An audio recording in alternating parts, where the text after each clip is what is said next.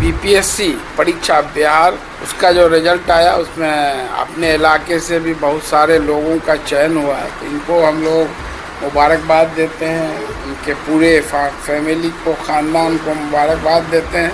नकीब साहब जो है फूड एंड सप्लाई इंस्पेक्टर में चयनित हुआ है, इसको मैं बहुत मुबारकबाद देता हूँ। मेरा नाम नकीब आलम हुआ। मैं 70वीं बीपीएससी जो परीक्षा है उसमें जो है सप्लाई इंस्पेक्टर के पद पे चयनित हुआ हूँ। मेरा नाम शाइना भगत है और मैंने 70वीं बीपीएससी में 977 रैंक प्राप्त की है। किशनगंज के होनहारों ने 70वीं बीपीएससी में बढ़ाया जिले का मान। पूर्व विधायक मुजाहिद आलम ने घर पहुंचकर दी बधाई। बताते चले कि किशनगंज जिले के लिए 70वीं बीपीएस परीक्षा के परिणाम गर्व का अवसर लेकर आए हैं। जिले के कई होनहार अभ्यर्थियों ने विभिन्न प्रशासनिक पदों पर चयनित होकर अपने परिवार के साथ साथ पूरे जिले का नाम रोशन किया है। चयनित अभ्यर्थियों में नकीब आलम सप्लाई इंस्पेक्टर, शाइना भगत आरडीओ, अंजलि कुमारी एसडीएम, शिप्रा दास सप्लाई इंस्पेक्टर और तकमील Ahmad block SC/ST welfare officer शामिल हैं। इस अवसर पर मुजाहिद आलम स्वयं सभी सफल अभ्यर्थियों के घर पहुंचे। उन्होंने बुके भेंट कर उनका सम्मान किया, मिठाई खिलाकर बधाई दी तथा उनके उज्जवल भविष्य की कामना की। उन्होंने कहा कि इन युवाओं की मेहनत और सफलता पूरे किशनगंज के लिए प्रेरणा स्रोत है। उम्मीद है कि आने वाले समय में जिले के और भी युवा प्रतियोगी परीक्षाओं में सफलता हासिल कर प्रदेश और देश में किशनगंज का नाम रोशन करेंगे। बीपीएससी परीक्षा बिहार जो है लोक सेवा आयोग उसका जो रिजल्ट आया उसमें अपने इलाके से भी बहुत सारे लोगों का चयन हुआ है। इसी कड़ी में हम लोग मास्टर सईदुर रहमान साहब जो पहले तो थे कटिहार बारसोई के, अब ये किशनगंज के हो गए। ये 18 साल इंटर हाई स्कूल में एज ए टीचर +2 उर्दू में ये अपनी सेवा दिए हैं, खिदमत अंजाम दिए हैं, अभी रिटायर हुए। उनके छोटे साहबजादे नकीब आलम साहब जो अभी दूर संचार निगम में एक अच्छे जॉब में हैं, इनका चयन बीपीएससी 70वीं में जो इनका 1243वां रैंक है और सप्लाई इंस्पेक्टर के पद पर चयन हुआ है, तो इनको हम लोग मुबारकबाद देते हैं। उनके पूरे फैमिली को, ख़ानदान को मुबारकबाद देते हैं कि अपने लोग आगे बढ़ रहे हैं एडमिनिस्ट्रेटिव सर्विस में। बिहार लोक सेवा आयोग बीपीएससी की सर्विस क्वालिफाई करके कर रहे हैं, तो ये दूसरे जो हमारे युवा पीढ़ी है उनके लिए भी है। और आगे हम लोग उम्मीद कर रहे हैं कि ये लोग यूपीएससी में भी अपना परचम ला रहा है, तो इसी के लिए हम लोग, मैं पटने में था, फेसबुक के माध्यम से तो पहले ही मुबारकबाद दे दिया। तो अभी आज मुहर्रम का दिन है तो सब जगह जुलूस अखा रहा है, तो हम सोचे कि आज जितने अपने जानने वाले लोग हैं सबको पर्सनली जाकर के विश करते हैं, उनको मुबारकबाद देते हैं। अच्छा लगता है कि अपने लोग अच्छा कर रहे हैं।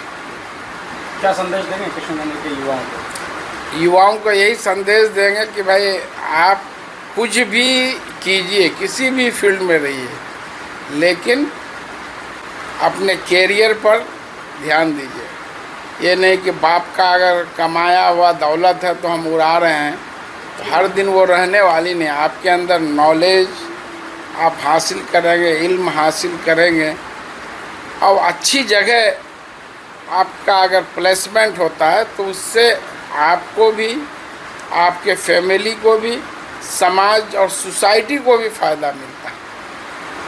तो अपने कैरियर पर नौजवान साथियों से कुछ भी कर रहे हैं, लेकिन अपने कैरियर से कंप्रोमाइज़ नहीं करना है। स्टडी कीजिए, बेहतर एम्बिशन रखिए। कोई दुनिया में माँ के पेट से पैदा नहीं हो गया है। सब लोग इस सब दुनिया में आके ही हार्ड वर्क करी, मेहनत करके कामयाबी के शिखर तक है। एक आपसे सवाल है सर, आप राजनीति में हैं, तो युवाओं को राजनीति में करियर बनाना चाहिए या फिर इस तरीके की सर्विस? नहीं, राजनीति में ठीक है, जब चुनाव का वक्त आए तो कोशिश करना चाहिए कि अच्छे समाज के निर्माण के लिए अच्छे लीडर का भी चयन करना चाहिए। लेकिन उसके बाद राजनीति में ये करके आप कुछ लोगों का पेट भर सकता है, कोई ठेकेदारी कर सकते हैं, कुछ कर सकते हैं, लेकिन आपका केयर, आपका बेहतर मुस्तकबिल के लिए आपको खुद मेहनत करना पड़ेगा आपके कैरियर को। आप मेहनत करेंगे, आप एम्बिशियस होंगे, आप जो उसके लिए कोशिश करेंगे तो दुनिया की कोई ताकत आपको जो आपने ख्वाब संजोया है उसको फुलफिल करने से रोक सकता है। बहुत सम एक्सेप्शनल केस है, दुनिया में कोई महान पैदा नहीं होता है, यही महान बनता है। जितने लोग पैदा होते हैं सेम आईक्यू के पैदा होते हैं, लेकिन जो मेहनत करेंगे तो आपका आईक्यू बढ़ेगा। आपका आईक्यू सेम है, आप गलत आदत में गलत चीज़ों में रहेंगे तो सब आपका जैन आईक्यू नष्ट हो जाएगा उसी में। तो आईक्यू के लिए खुराक क्या है? एजुकेशन है, तालीम है, किताब है। जितना आप पढ़ेंगे उसको ग्रहण करेंगे। ये खोपड़ी जो है इसमें जगह अनलिमिटेड है, बाकी इस जगह इस घर में जो है जगह लिमिटेड है। कुछ सामान रखिएगा भर जाएगा, लेकिन ये खोपड़ी में कितनों दुनिया का किताब पढ़ लीजिए, नॉलेज हासिल कर लीजिए, ये जगह खाली ही रहता है। समझ गए? आज के टाइम में नॉलेज इज़ पावर, ठीक है, जानकारी होना चाहिए। आज जो है क्वांटिटी नहीं देखा जाता, क्वालिटी होता है। इजराइल एक छोटा सा मुल्क है, एज फॉर एग्जाम्पल, जिसका एरिया जो 20,000 स्क्वायर किलोमीटर है, हमारे पूर्णिया प्रमंडल से भी छोटा है, ठीक है। 1948 में बना एक मुल्क वेस्टर्न पावर ने। आज इजरायली लोग क्यों इतना पूरे दुनिया में सब अरब को, इसलिए कि उन्होंने एजुकेशन पर ध्यान दिया। आज अमेरिका के जितने बड़े टॉप बिजनेसमैन, टॉप साइंटिस्ट सब यहूदी हैं, जिसकी आबादी 1% से कम है, और लगभग 450 यहूदी अब तक दुनिया का सबसे बड़ा इनाम नोबेल प्राइज जीत चुके हैं। तो दुनिया में हुकूमत वही ना करेगा, दुनिया में उसी का ना डंका बजेगा। पहले होता था वो घोड़ा तीर से आमने सामने का, उसमें क्वांटिटी देखा जाता था, किसके पास कितना घोड़ा है, कितना हाथी है, कितना फौज है। आज कोई कहीं लड़ने नहीं जाता, एक जगह बैठ के 10,000 किलोमीटर दूर में जो हमला कर देता। इसीलिए मेरी अपील है गार्जियन से, नौजवानों से, इस इलाके को आप आगे ले जाना चाहते हैं, बेहतर बनाना चाहते हैं, अपने बच्चों को बेहतर तालीम दीजिए, अपने रोज़मर्रा की ज़रूरियात में कुछ कमी करके, और उसको अच्छा ऑप्शन दीजिए पढ़ाई का, और निश्चित रूप से ये इलाका बहुत आगे जाएगा। वरना नेता MLA MP आएंगे, बन जाएंगे, पुल बन जाएगा, यूनिवर्सिटी बन जाएगा, हम बना देंगे, या कोई भी नेता बना देंगे, लेकिन वहाँ पढ़ने वाले ज़्यादातर लोग दूसरे लोग होंगे जो बाहर से हैं। Thank you everyone. मैं बहुत बहुत शुक्रगुजार हूँ आप सभी का, ठीक है, और अपने पेरेंट्स का, अपने रिलेटिव्स का, अपने फ्रेंड्स का, कि मुझे जो है ये एक एंकरिंग सपोर्ट प्रोवाइड किया गया और इंकरेजमेंट प्रोवाइड किया गया कि मैं कंसिस्टेंटली जो है परस्यू कर सकूं अपने ड्रीम को, या इस फील्ड में आकर के। मेरा नाम नकीब आलम हुआ। मैं 70वीं BPSC जो परीक्षा है उसमें जो है सप्लाई इंस्पेक्टर के पद पर चयनित हुआ हूँ। करेंटली मैं जूनियर टेलीकॉम ऑफिसर के पद पर कार्यरत हूँ BSNL में, और पिछले 8 साल से मैं जॉब कर रहा हूँ। मेरी पढ़ाई जो है ओरिएंटल पब्लिक स्कूल से मैंने 10th किया है, और उसके बाद बीटेक मैंने जामिया मिल्लिया इस्लामिया से किया है, मास्टर्स MTech मैंने अलीगढ़ मुस्लिम यूनिवर्सिटी से किया है। तत्पश्चात मैं फिर जॉब में गया। जॉब के दौरान ही मैं 2021 के राउंड से मैं सिविल सर्विस की तरफ मेरा रुझान गया, और मैं फिर कंसिस्टेंटली उसका जो है उसके तरफ तैयारी करने लगा। और इससे पहले भी मैंने मेंस दिया है, 67th का मेंस दिया था मैंने। कुछ ही नंबर से मेरा इस बार 67th BPSC में छोटा था, ठीक है। और जो है इस बार अल्लाह का शुक्र है और आप सबों की दुआ है कि मैं इस बार चयनित हुआ हूँ। आपकी सेकंड टर्म? जी, मेरा ये सेकंड अटेम्प्ट है बेसिकली, ठीक है। और क्योंकि जॉब के ड्यूरेशन में थोड़ा सा मुश्किल हो जाता है तैयारी करना, क्योंकि आपको फुल टाइम एक जॉब देना है, उसके बाद आपके पास 3-4 घंटा या 5 घंटा रहता है। तो उस ड्यूरेशन में मैंने ऑप्टिमम यूटिलाइजेशन के तहत जो है वर्क किया है। और मेंस के टाइम में, और मैंने हज भवन जो पटना में स्थित है वहाँ पे मैंने जो है हज भवन में इनरोल किया अपने आप को, और लगभग 2 महीने का पीरियड मैंने हज भवन में गुजारा। और हज भवन एक बेहतरीन प्लेटफॉर्म प्रोवाइड करता है, ख़ास करके BPSC की तैयारी करने के लिए।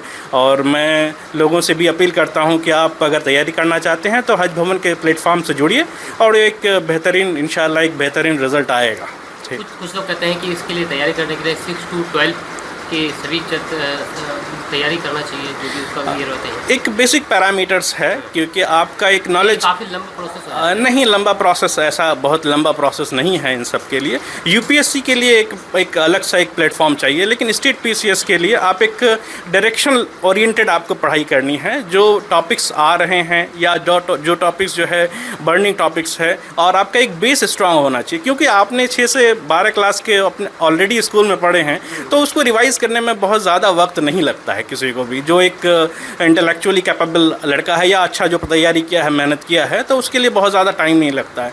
यूपीएससी एक अलग लेवल का मांगता है, डेडिकेशन मांगता है, लेकिन स्टेट पीसीएस आप निकाल सकते हैं। ठीक है। तो आप तैयारी सिलेबस में क्या पढ़ते हैं? मैं जो स्टैंडर्ड्स बुक है, जैसे पॉलिटी का है, पॉलिटी की लक्ष्मीकांत है, ठीक है। हिस्ट्री की जो है आप जो है बिपिन चंद्रा ले सकते हैं, बेहतरीन किताब है बिपिन चंद्रा की। इकोनॉमी के लिए आप जो है रमेश सिंह की किताब ले सकते हैं। उसी तरह ज्योग्राफी की महेश कुमार बर्नवाल ले सकते हैं। तो ये जो सिलेबस है, स्टैंडर्ड्स बुक है, आप उस पर रिलाई कीजिए, उस पर एक नोट्स बनाइए, और स्पेसिफिक टॉपिक्स है, जैसे अगर हिस्ट्री के 40 से 50 टॉपिक्स हैं, उसके लिए एक पर्टिकुलर नोट्स बनाइए, आप उसको रिवाइज़ करते रहिए, और जो है उसका जो ऑप्टिमम यूटिलाइजेशन कीजिए। जितना ज़्यादा रिवाइज़ कीजिएगा उतना बेहतरीन होगा आपका। और क्योंकि मेंस का एग्जामिनेशन टेम्परामेंट का एग्जामिनेशन है, आपकी जो है स्पीड भी उतनी होनी चाहिए, आपकी एक्यूरेसी भी उतनी होनी चाहिए। आप मेंस में जितना ज़्यादा प्रैक्टिस कीजिएगा उतना इफेक्टिव होगा। मेरा एक मूल मंत्र था इस बार के मेंस में कि पेन रुका तो क्वेश्चन छोड़ा, क्योंकि नंबर ऑफ़ क्वेश्चंस इस बार जो है या पिछले 2 साल से काफ़ी बढ़ गए हैं बीपीएससी में। ठीक है। तो इसलिए जो है आपको जो है लगभग 72 पेजेस लिखने होते हैं बीपीएससी के मेंस में। तो आपको एक जो है राइटिंग स्पीड भी अच्छी करनी है, आपका कंटेंट भी टिप्स पे होना चाहिए। तो आपको इसलिए आपको इतना ज़्यादा प्रैक्टिस करनी है। आप मॉक टेस्ट होता था? मॉक टेस्ट मैंने हज भवन का ही मॉक टेस्ट दिया। बहुत ज़्यादा तो मेरे पास टाइम नहीं था, मैं 2 महीने की छुट्टी लेके आया था अपने जॉब से, और 2 महीने का मैंने प्रॉपर यूटिलाइजेशन किया हज भवन में, और अल्लाह का शुक्र है कि मैं जो है कामयाब हो सका। जी, पहले तो मैं बहुत ज़्यादा शुक्रिया अदा करूँगी कि सर मेरे साथ मतलब आज भी हेल्प है, मैं इसके लिए बहुत ज़्यादा शुक्रिया अदा करूँगी। मेरा नाम शाइना भगत है और मैंने 17वीं बीपीएससी में 977 रैंक प्राप्त की है, और मैं इस बार ग्रामीण विकास पदाधिकारी के रूप में चयनित हुई हूँ। मैं इसका पूरा श्रेय दीदी को और मैं अपने परिवार वालों को देना चाहूँगी, और साथ साथ सर का भी, जो आज इस पर सपोर्ट कर रहे हैं इतना ज़्यादा। Thank you. सफलता के पीछे क्या कुछ योगदान रहे हैं आपके माता पिता का, और आपकी तैयारियां किस प्रकार की रही हैं? जी, जैसे कि मैं ग्रेजुएशन करने के बाद सीधे घर में आ गई, तो इसमें घर वालों का बहुत ज़्यादा ही सपोर्ट रहा कि उन्होंने मुझ पर विश्वास किया कि मैं घर से ही कर सकती हूँ सब कुछ। और ये बात रही कि मुझे रिसोर्सेज सेलेक्ट करने में या कुछ भी काम हो, उसमें भी दीदी का भी बहुत ज़्यादा श्रेय मैं देना चाहूँगी। तो बस घर पे रहकर तैयारी की, तो यही मेरे लिए बहुत बड़ी बात थी। किशनगंज के युवाओं को क्या मैसेज देंगे? यही युवाओं को मैसेज देना चाहूँगी कि अभी के टाइम में इंडिपेंडेंट होना बहुत ज़्यादा ज़रूरी है। सोशल मीडिया से थोड़ा सा दूर रहे, जितना ज़्यादा कम उसे यूज़ कर पाए, और रिलेटेबल मटेरियल ढूंढने में ही उसे यूज़ करें, बस यही। और फिर लड़कियों को खासकर प्रेरणा देना चाहूँगी, वो इंडिपेंडेंट बने। बहुत बहुत शुक्रिया आपको यहाँ आने के लिए। और ये कि मेरा ये सेकंड अटैम्प्ट था और फर्स्ट इंटरव्यू था, और बहुत खुशी है कि इस स्ट्रगल में, क्योंकि जब मैंने प्रिपरेशन स्टार्ट किया उसके बीच में कई सारे चैलेंजेस आए, लाइक कि मेरे मेंस के प्रिपरेशन के टाइम पे ही बुक का इंतकाल हो गया। फिर इस बीच में मुझे मतलब सेटबैक के साथ कमबैक भी करना पड़ा, और उसके बाद फिर मैंने इंटरव्यू की तैयारी की और अल्हम्दुलिल्लाह इस बार सिलेक्शन हो गया। यहाँ के युवाओं को क्या मैसेज देंगे, क्या कहेंगे? आपके तैयारियों के पीछे किस तरह का योगदान रहा है आपके परिवारों का? ये फैमिली की तो कंट्रीब्यूशन रहती है सिविल सर्विस की तैयारी करने के लिए, क्योंकि यहाँ पे ऐसा होता है कि आप जब स्टार्ट करते हैं तो 3 फेजेज होती है, प्रीलिम्स है, मेंस है, इंटरव्यू है, और हर एक फेजेज एलिमिनेशन राउंड है। तो कई बार ऐसा होता है कि आपकी तैयारी बहुत अच्छी है लेकिन आप प्रीलिम्स में ही आप फुट कर जाते हैं। तो इसीलिए हर एक फेजेज में ही पेरेंट्स की सपोर्ट रहती है, फैमिलीज की सपोर्ट रहती है, और इसी की वजह से ही लोग फाइनल सक्सेस तक ले पाते हैं। तो क्या कहेंगे यहाँ के युवाओं को?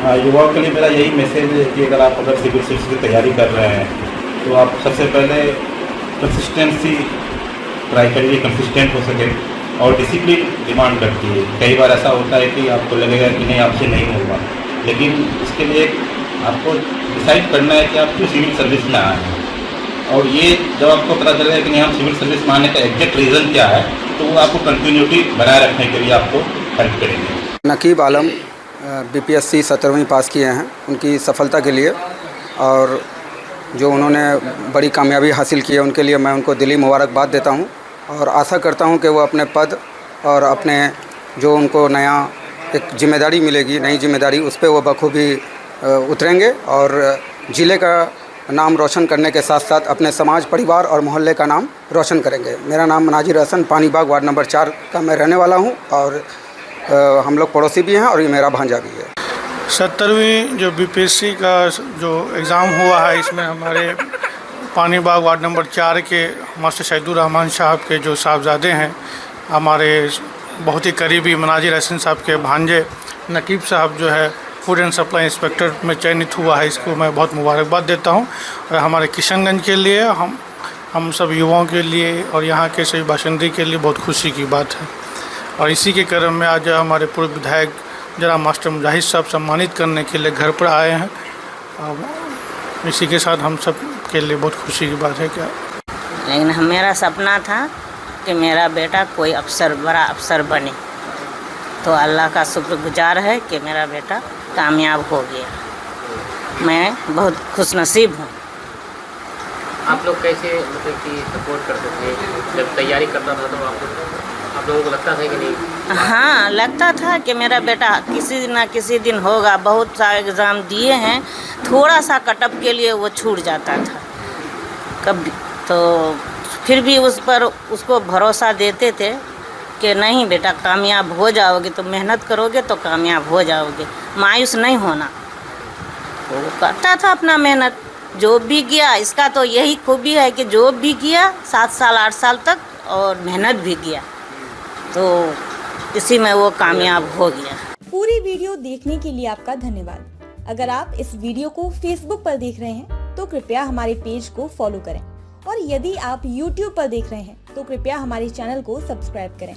आप अपने दोस्तों में या फिर फेसबुक और व्हाट्सएप ग्रुपों में महत्वपूर्ण खबर यानी अफवाहों से दूर सटीक और सही जानकारी वाली इस खबर को साझा करना ना भूलें, ताकि वे भी सटीक और विश्वसनीय खबरों से अपडेट रह सकें।